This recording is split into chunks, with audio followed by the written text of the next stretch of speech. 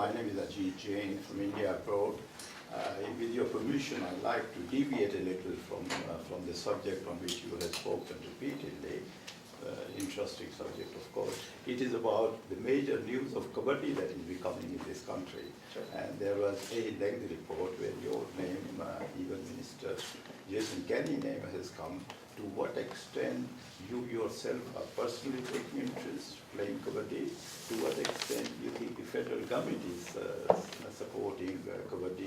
And whether you were involved in the team that went to India, and there have been a lot of complaints about involvement in drugs, etc., etc. If you could amplify that. Sure, not a problem, and we will get back to that subject right away.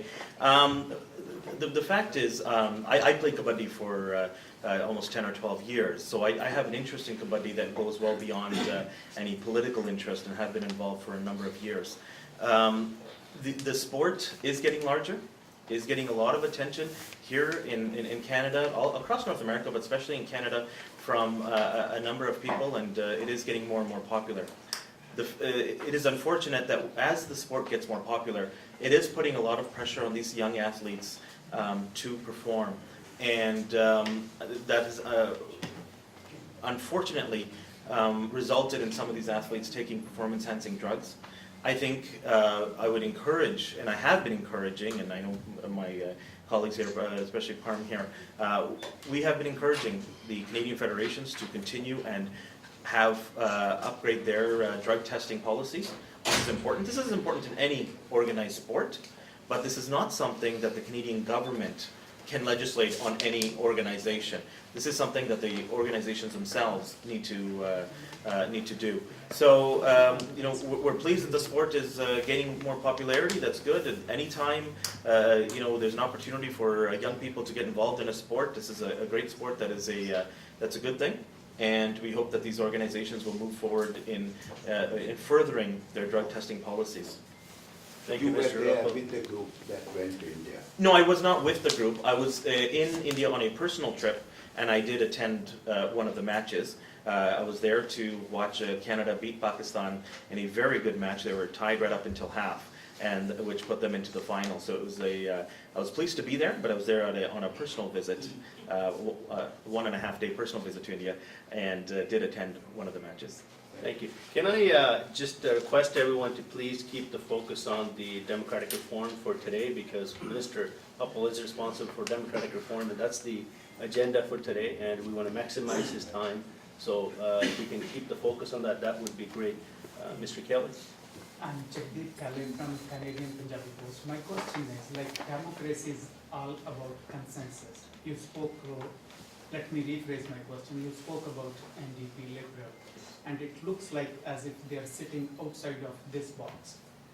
What are you doing as a minister to bring them into dialogue? Is there anything they are doing to come on, you know, stage with you? Like, what's the consensus being built around this issue among these three political parties? What's very important is that on May 2nd, the Conservative government, led by Prime Minister Harper, we received a strong mandate from Canadians to move forward on a number of initiatives. Number one was the economy. We were moving forward on the justice legislation that we promised, but also on democratic reform. Fair representation, Senate reform, political financing reform has been a long-standing commitment of this party and this government, and we are moving forward on that. We are open to suggestions and ideas from the opposition parties. They have an opportunity to debate and discuss these issues in the House. They have an opportunity to bring forward amendments and ideas during committee level and at report stage on all of these bills. But at the end of the day, we will not allow opposition parties to stall the legislation in a sense of not allowing us to move forward on the commitments that we have made. Many times what happens is you can talk about something forever and actually never get anything done. What we want to do is to present this legislation. Being in majority, yes, you can go ahead with it, but how about building a consensus? That's great. We believe that we received a strong mandate from Canadians to move forward on this legislation, and that is exactly what we are doing.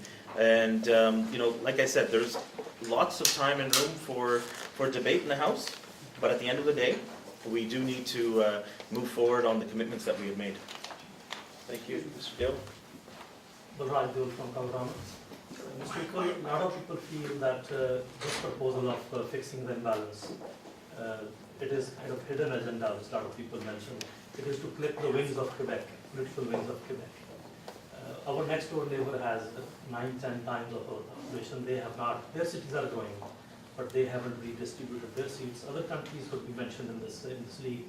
But why are we going for this kind of refixing, which really will not fix, even at the end of the day, the imbalance will remain between the maritime provinces and, say, the Brampton West. It will be cosmetic change.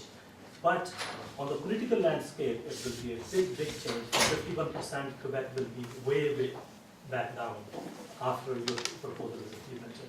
Isn't it to clip the wings of Quebec? Absolutely not. The reason why we need to move forward in this is because it is unfair that those residents, those citizens living in Alberta, Ontario, and British Columbia continue to be underrepresented. Every Canadian vote, to the greatest extent possible, should have equal weight. Now, the fact is, in Canada, we have some provinces, especially Atlantic provinces and others, that are guaranteed a number of seats in the Constitution. And it would be unfair to take seats away from the smaller, slower growing provinces. So these new seats would go in a long way. And if you look at the percentages, they actually bring every single province closer to representation by population and will go a long way to address the representation gap for Ontario, British Columbia, and Alberta. As for Quebec, we made a commitment to Quebec during the campaign, it's in our platform, that Quebec's representation would be equal to their population. That is fair. Quebec will have 23% of the population, and they will have 23% of the seats of the House of Commons. That itself is very fair representation for Quebec, and also very fair for the rest of the country as well. Thank you. Maybe we can go on this side and ask a few questions on this side now. So yes, please. My name is Nina and I'm from Starbucks. Now, are you trying to bring any reforms in bureaucracy, police and army, similar kind of reforms? Now, the democratic reforms that we have brought forward are specifically for the House of Commons and the Senate and those initiatives. Across the government, our government is looking at a number of ideas for reducing the cost in government sometimes, but these reforms are specifically for the House of Commons and for the Senate. Thank you. Mr. Kenny? Kyle G. Thank you very much, Minister Kenny, for joining us. I don't think Minister Kenny needs any formal introduction. Mr. Uppal has been taking questions for now, so Minister Kenny will also take questions related to democratic reform and multiculturalism. So as I mentioned earlier, that's our focus today, so please let's try to remain on that subject. Thank you very much. Anyone else? Yes, please. Yes. Sir, democratic reforms, it matters too, and as asked before also, that would you be willing to hold, you mentioned my riding where I live under Mr. Seaback, to hold some public meetings in this respect, that people should come and say whether they want more representation or not, or would be a decision just at the executive level? Two things there. One, we did make a commitment in our campaign and previously as well to address this representation gap. And so we received a strong mandate from Canadians to move forward and address the representation gap. There will be public consultations held by the independent nonpartisan commissions, which will be set up next year, who will be holding public consultations, and you as media and the general public will receive notice of that, where you can go there and address some concerns you may have about specific boundary issues, and they will take your input and your considerations.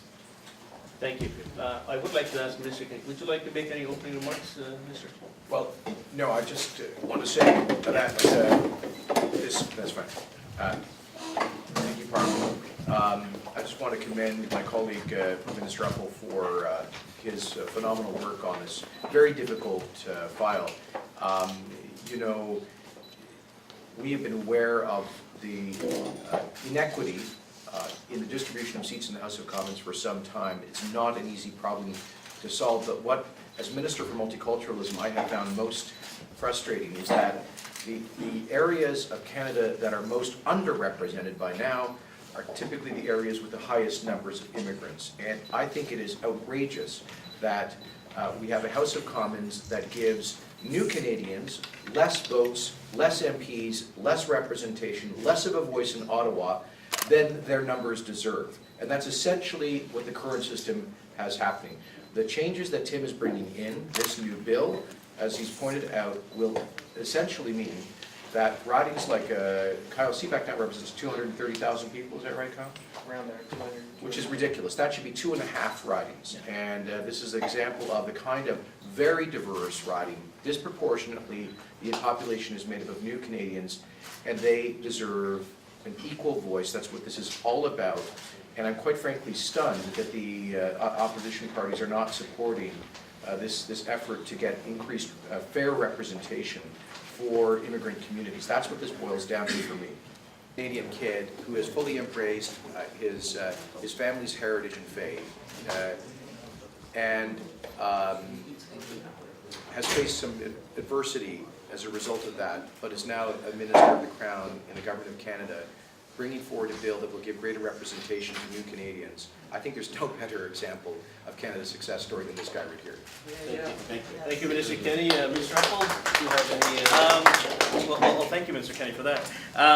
But thank you all for taking out time for being here and discussing the important initiatives with immigration, but also with democratic reform. Thank you, Kyle and Harm, for being here and helping with the democratic reform agenda and moving this along as soon as possible.